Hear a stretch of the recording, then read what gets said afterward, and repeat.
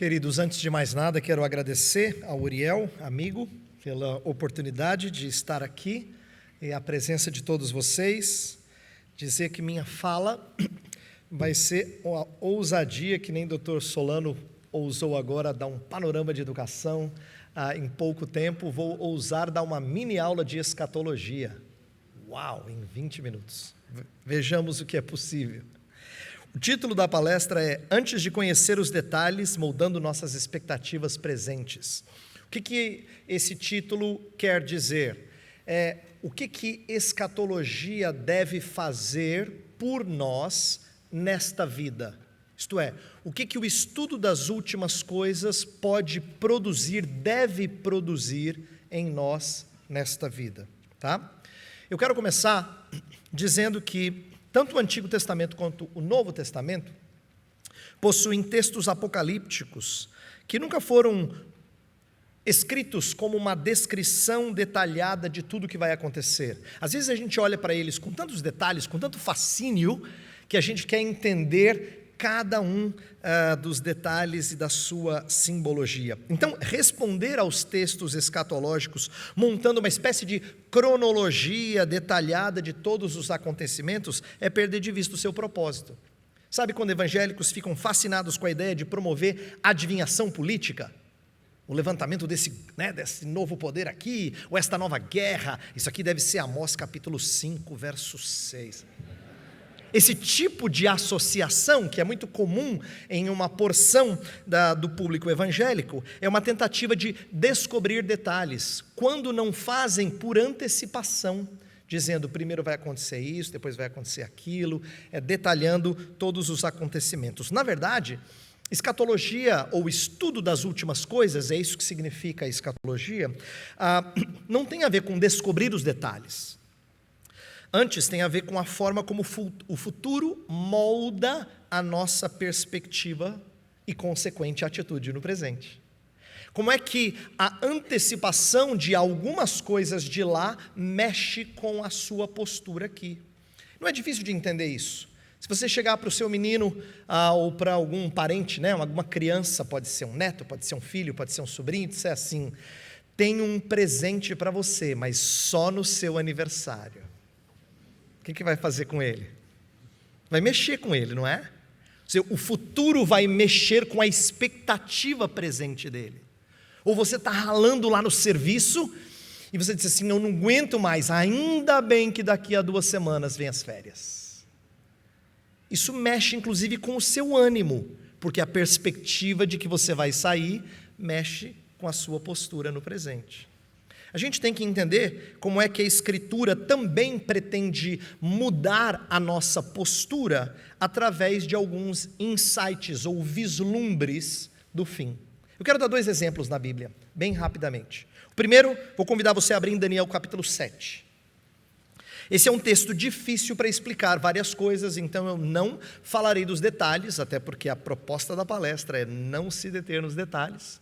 Mas eu quero mostrar como o próprio Daniel, a quem o Senhor tinha dado a habilidade de interpretar sonhos, vai se ver pasmo diante de algo difícil de entender. E Deus vai moldar a postura dele mediante uma transformação de perspectiva. Olha só, Deus dá uma visão a Daniel de 4 animais assustadores e vão piorando. O primeiro, no versículo 4, é um leão com asas de águia. O segundo, no verso 5, é um urso. O terceiro, no verso 6, é semelhante a um leopardo com 4 asas de ave. E aí o quarto, verso 7, acompanha a leitura. Depois disso eu continuava olhando nas visões da noite, e eis aqui o quarto animal, terrível, espantoso e sobremodo forte, o qual tinha grandes dentes de ferro. Ele devorava e fazia em pedaços e pisava aos pés o que sobejava. Era diferente de todos os animais que apareceram antes dele e tinha 10 chifres. Que animal é esse, Daniel? Sei lá, ele não dá nem nome para ele. Ele era tão diferente que Daniel não compara a nenhum animal que ele conhecia na criação. Daniel fica intrigado com isso. Afinal de contas, esse bicho é diferente. Para piorar, no verso seguinte diz que nasce outro chifre. Não é possível. Já tem 10, é muito chifre. Nasce um 11º. E Daniel fica incomodado com isso, ele quer saber mais sobre esse quarto animal.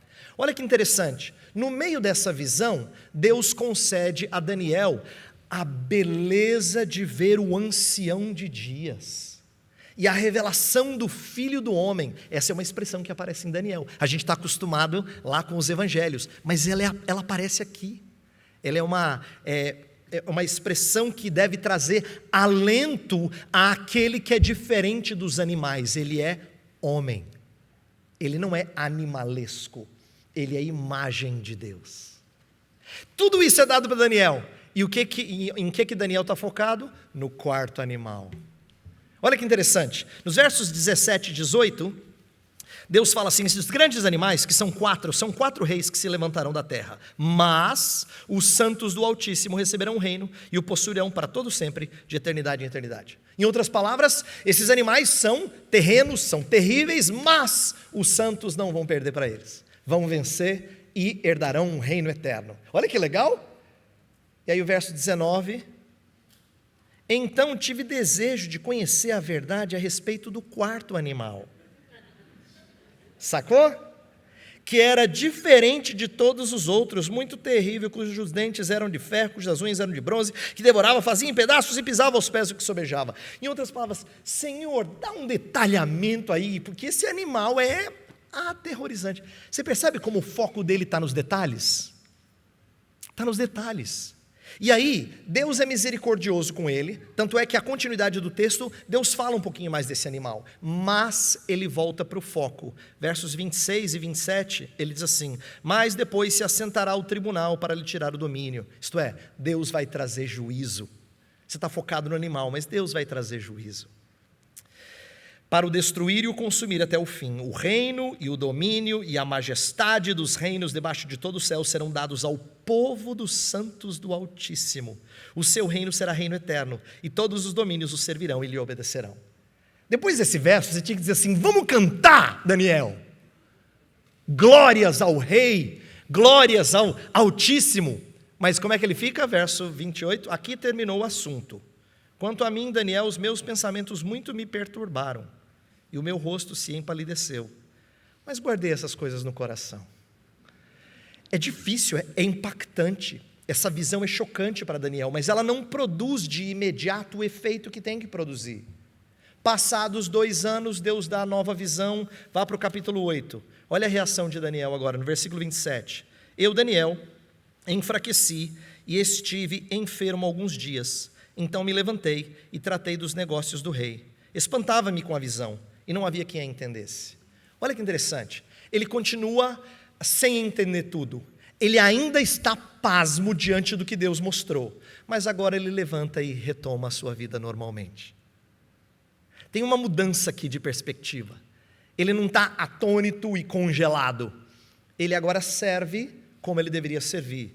Além disso, ele está um pouco mais animado, ele se levanta e resolve fazer o seu dever. O meu ponto é dizer assim, Daniel aprende a confiar em Deus mesmo sem saber os detalhes. É parecido com dirigir em meio à neblina. No mapa, no GPS, diz que tem estrada na frente, mas eu não estou vendo. Mas você continua, por quê? Porque o GPS diz que tem. Então eu vou continuar. Mas você está vendo? Não estou. Não dá para ver nada. Mas você continua, porque você acredita que o mapa é verdadeiro, que tem estrada, e você vai continuar a sua viagem com a segurança. Essa ideia é o que Deus quer produzir no coração desse homem, no meio da Babilônia. Nesse senhor, ele já está velho aqui, ele quer despertar confiança em meio à aflição desta vida, e essa é uma marca de um cristão com uma perspectiva escatológica correta. Vou dar um outro exemplo. Vamos agora para o Novo Testamento. Vá para Mateus capítulo 24. Mateus 24, Jesus fala aquilo que parece ser contraditório. Ele fala muita coisa nesse sermão chamado de escatológico. Ele fala sobre amor esfriando, família se virando contra familiar, não é? Ele fala de falsos cristos, ele fala de terremotos, guerras, a fome, ele fala de uma série de sinais aterrorizantes. Só que no versículo 34, ele diz assim: Em verdade vos digo que não passará esta geração sem que tudo isto aconteça. Então ele está dizendo que está perto. Não vai passar uma geração e essas coisas vão acontecer. Aí você fala, uau, então está perto. Aí verso 36, 2 versos depois, ele fala assim: mas a respeito daquele dia e hora ninguém sabe, nem os anjos dos céus, nem o Filho, senão o Pai. Então aqui ele diz que ninguém sabe. Então a pergunta que eu faço para você é: está perto ou ninguém sabe? Porque se está perto, ele sabe, pelo menos um pouco. Se ninguém sabe, então você não sabe se está perto ou se está longe. Então está perto ou ninguém sabe? Eu não tenho tempo de explicar para vocês como essas duas informações são verdadeiras. No entanto, eu quero explicar que as duas deveriam gerar uma expectativa específica e uma postura redundante dessa expectativa. Veja por quê. Olha como a proximidade da vinda de Jesus deveria gerar expectativa de redenção, isto é, eles seriam libertos das aflições que Deus descreveu, que Jesus descreveu ao longo desse capítulo. A ideia de que eles veriam os frutos do reino de Deus claramente diante deles. Tanto é que a analogia que Jesus usa é de plantação mesmo. Verso 32 e 33. Aprendei, pois, a parábola da figueira. Quando já os seus ramos se renovam e as folhas brotam, sabeis que está próximo o verão. Aí ele aplica: assim também vós, quando virdes todas essas coisas, sabei que está próximo às portas. Aqui é aquela ideia de expectativa, é igual você chegar para o seu neto, filho ou sobrinho a quem você prometeu o presente, dizendo assim: amanhã é a sua festa, vou trazer o presente. Ele nem dorme, porque está perto. E estar perto gera esse senso de alegria, de expectativa, de ânimo. Ele aguenta um pouquinho mais, às vezes com um pouquinho de ansiedade, é verdade, mas ele aguenta um pouquinho mais. Porque quando está perto, é isso que desperta em você. Então imagina se você é alguém sofrendo com perseguição por causa do nome de Cristo. E ele fala: quando as coisas acontecerem, saiba que está perto. Você fala: ó Senhor, obrigado. Inclusive, nesse mesmo discurso, no capítulo 21 de Lucas, no texto paralelo, ele fala: quando essas coisas começarem a acontecer, erga o seu rosto para os céus, porque a sua redenção se aproxima. Olha a expectativa que ele quer que crie em você. Por outro lado, se ele diz que ninguém sabe, e no verso 42 ele fala assim, olha a reação que você tem que ter pelo fato de ninguém saber. Portanto, vigiai, porque não sabeis em que dia vem o vosso Senhor. Então, se o estar perto promove essa expectativa gostosa, esse consolo em meio ao sofrimento, não saber promove vigilância. Você tem que estar atento, tem que vigiar. Agora, sabe por que isso aqui é fascinante? É porque no mundo que a gente vive, no mundo real, no mundo caído, essas duas posturas de consolo ou segurança, que está perto, e vigilância, elas são contraditórias. Na nossa experiência comum, são dois sentimentos, dois estados de espírito contraditórios. Se eu pegasse você para passear num dos bairros perigosos de São Paulo, o seu sistema de alerta ia ligar. Quer dizer: pastor Heber, sai daqui rápido, porque senão meu coração vai sair pela boca. Porque você sabe que tem perigo ao seu redor. Mas logo a gente entra no prédio onde eu moro, tem segurança, portão, fecha, você sobe para o meu apartamento, e lá você faz assim, ó. Ufa. E aí você se sente seguro. Nessa experiência, vigilância e segurança foram dois momentos diferentes. Na vida cristã, as duas coisas andam juntas. Você vigia em todo o tempo, ao mesmo tempo que você está sempre seguro. Percebe? Como ela molda a sua expectativa. Ela mexe com a sua perspectiva e a sua percepção da vida no presente. É isso que eu quero dizer por escatologia não é para a gente conhecer detalhes, e sim para moldar nossa perspectiva e consequente postura. Eu quero dar alguns exemplos práticos de como o estudo das últimas coisas mexe com o nosso proceder. Alguns exemplos. Primeiro, olha como o fato da gente saber que as coisas vão para o rumo que elas vão, fortalece a postura cristã de peregrinação. Aqui não é o nosso lar. Quando eu falo aqui, eu estou me referindo a esta vida, não é? Você assume a ideia de que você é peregrino, você é viajante, você não pode se apegar às coisas daqui. Você caminha com vistas à chegada, ao retorno do rei. Então, isso muda a maneira como você se comporta. Olha que interessante, isso valia para um Daniel que estava na Babilônia. Você poderia dizer assim, mas Daniel se deu bem, né, pastor?